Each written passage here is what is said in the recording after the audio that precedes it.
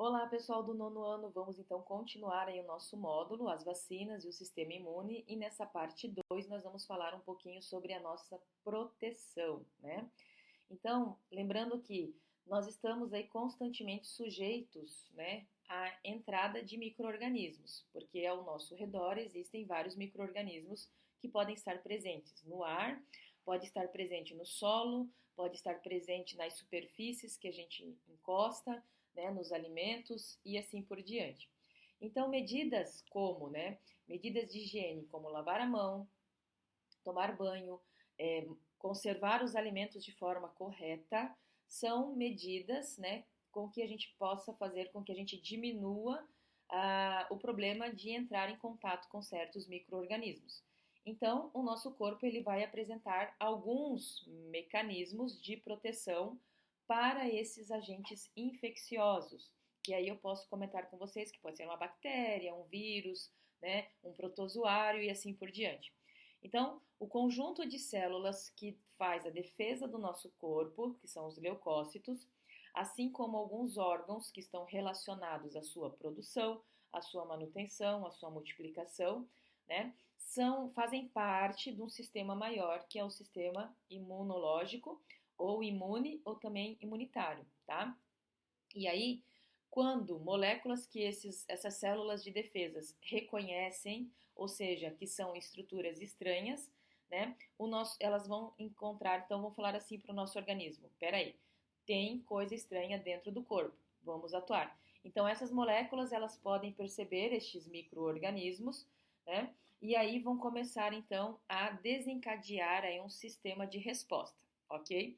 Nesta imagem que aparece aqui para vocês, nós temos aqui, ó, vários tipos de leucócitos que, deixa eu só colocar isso aqui para vocês, ó. Vários tipos de leucócitos atacam e devoram os micro-organismos invasores. Então, a partir do momento que a gente tem a nossa pele rompida, né? Lembrando que a resposta imunológica, ela pode ser dividida de dois tipos. Nós temos a resposta imunológica chamada de inata, tá? É aquela que tem uma ação inespecífica, que nós já vamos ver, e a resposta imune chamada adaptativa, que é aquela que você consegue ter uma resposta mais eficiente, uma ação mais específica, né? Quando a primeira resposta, que é a resposta inata, ela, quando essa primeira ela falha, vai entrar então a nossa segunda linha de defesa, tá? Então, dentro do nosso corpo, né, desde o momento em que a gente nasce, nós temos aí a resposta considerada inata. Então, o que, que eu posso considerar como inata, tá? Rapidamente, a pele, a lágrima, a saliva, tá?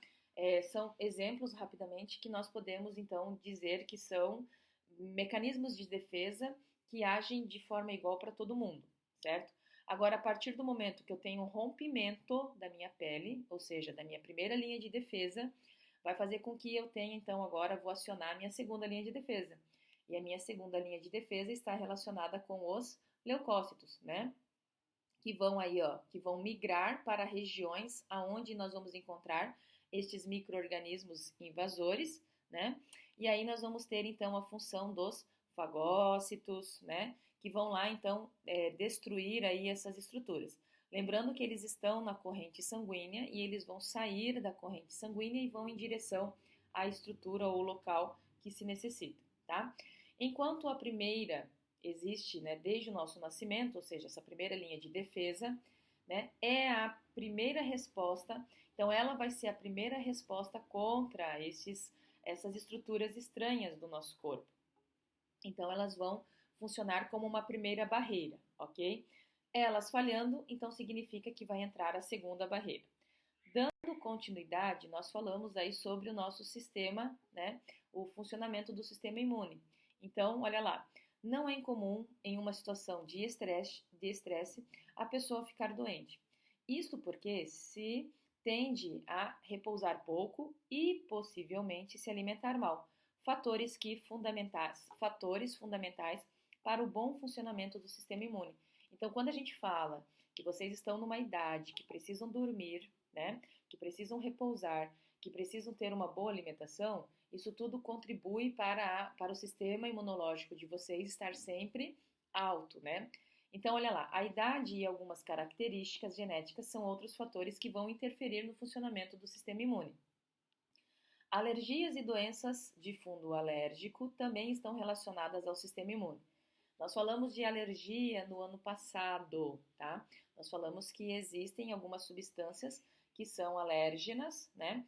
Alérgenos, e eles então causam reações no nosso corpo, tá? Neste caso, deve-se evitar o contato com a substância que desencadeia então essas reações alérgicas, que são chamados de alérgenos. Essas substâncias variam, mas existem pessoas que são alérgicas a camarão, outras a pólen de plantas, ao corantes vermelhos de alguns alimentos, como gelatinas e iogurtes, e até mesmo certos metais, né, de brincos, principalmente aqueles que são feitos de níquel, né? Então, o processo de rejeição nas transfusões de sangue e doações de órgão também é um resultado de uma resposta imune. Então, nesses casos, o organismo não reconhece algumas substâncias, tá, da transfusão e o sistema imune as ataca como se fosse um invasor, desencadeando então reações graves. Por isso, as transfusões de sangue seguem uma certa lógica, né, que nós vamos ver mais para frente.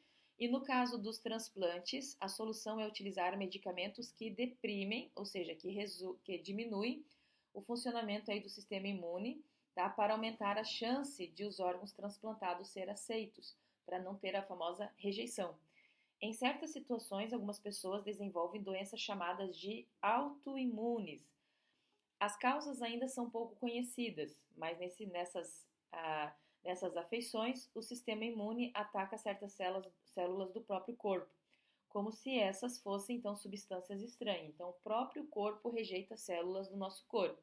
São as chamadas doenças, né, autoimunes, né?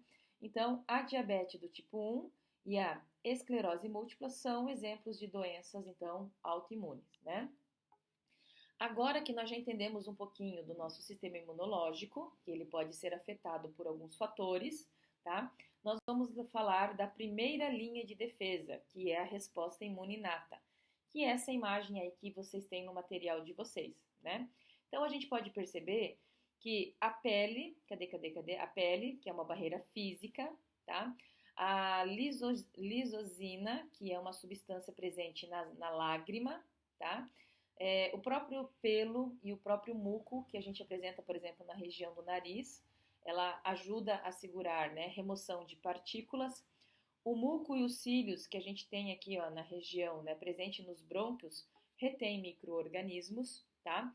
As glândulas sebáceas produzem substâncias que dificultam o crescimento de micro-organismos e o próprio ácido aqui, ó, o ácido produzido dentro do nosso estômago também tem essa ação. Então, esses exemplos estão relacionados aí com a nossa primeira linha de defesa.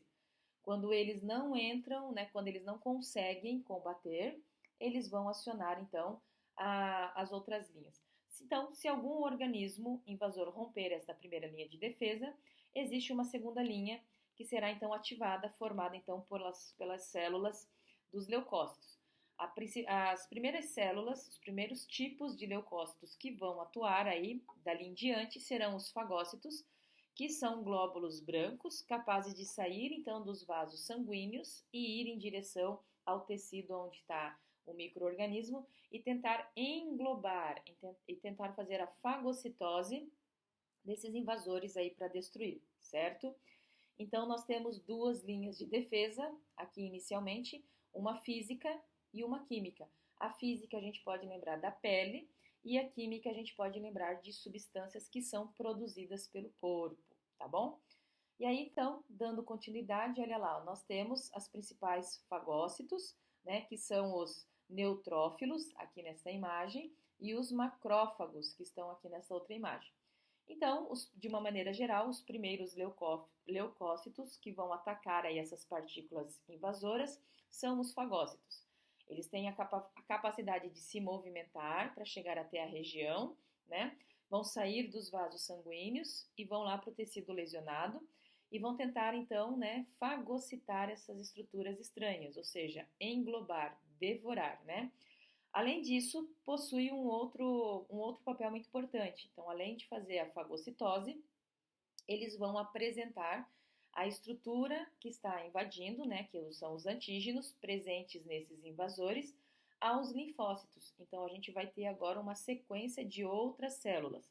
Então, vamos lá para essa informação aqui, ó, tá? Então, só recapitulando. Primeiro, fagócitos vão englobar. Depois, eles vão, então, apresentar essas estruturas estranhas, esses antígenos, para um outro grupo de leucócitos, e aí esses leucócitos é que vão dar, né, a sequência da nossa resposta.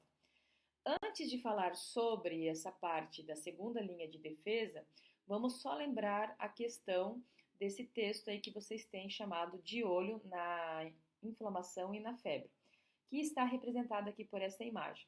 Essa imagem ela vai representar, na verdade, os sinais, né, as 4 características que vão então nos indicar que está tendo um processo de inflamação.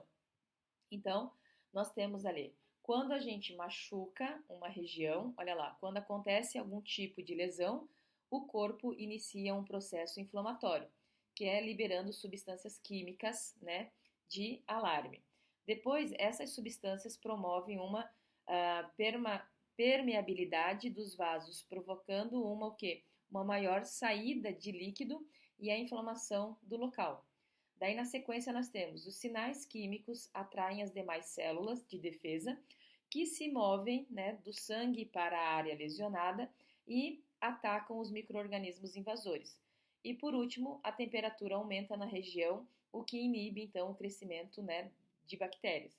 Então, resumindo, toda vez que a gente tem ali um processo inflamatório devido à entrada de algum micro-organismo, nós vamos ter, vai ficar vermelho, então, né, vai ter a vermelhidão, você vai sentir dor, vai ficar quente, então vai ter calor, e vai inchar, que a gente pode chamar também de edema, tá? Então, essas são as 4 características que representam, que indicam um processo inflamatório. E o que seria o pus? Nesse combate, ó, nessa briga das células de defesa com as células invasoras, vai ter morte celular. Então, o pus, na verdade, é a morte celular tanto de micro-organismos quanto de células de defesa. Então, a gente tem que tirar, porque aquilo ali não faz bem para o nosso corpo. Se você deixar uma ferida com pus por muito tempo, fica, né, infeccionando cada vez mais, tá bom? Então, o que eu queria falar aí referente à primeira linha de defesa era isso, e daqui a pouco a gente vai para o terceiro vídeo para falar melhor dos leucócitos, daqueles grupos de células que vão então atuar na segunda linha de defesa. Vou ficar por aqui e aguardo vocês na próxima. Tchau, tchau!